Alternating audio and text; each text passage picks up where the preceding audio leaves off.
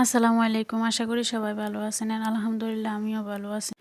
আপনাদের মাঝে চলে আসলাম আরেকটা মিনি ব্লগ নিয়ে। আশা করি ভালো লাগবে। ভিডিওটা শেষ পর্যন্ত দেখবেন। আর এখানে গুলতেছি, এগুলা তাল মনে করিয়েন না, এগুলা হচ্ছে ডিম।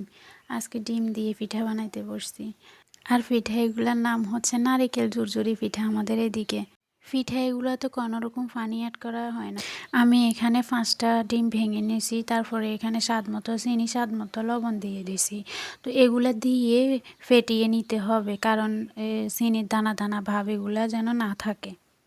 তারপরে অল্প অল্প করে ময়দা দিবেন, একবারে দিবেন না। একবারে দিলে কি হয়, পরিমাণটা বুঝতে পারবেন না। আস্তে আস্তে দিয়ে তারপরে যাই ডো এগুলা তৈরি করতে হয়।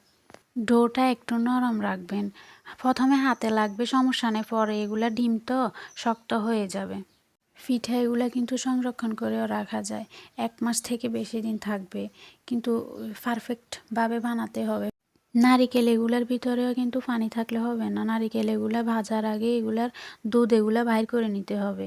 আর পিঠা এগুলা ভাজি করতে অল্প আঁচে ভাজি করতে হবে, অনেকটা সময় নিয়ে, যাতে করে একবারে বিস্কিটের মতো হয়ে যায়। আর এগুলা যদি বেশি আঁচে ভাজেন তাহলে ক্রিস্পি হবে না। ক্রিস্পি না হলে বেশি দিন এগুলা থাকে না। আল্লাহ হাফেজ।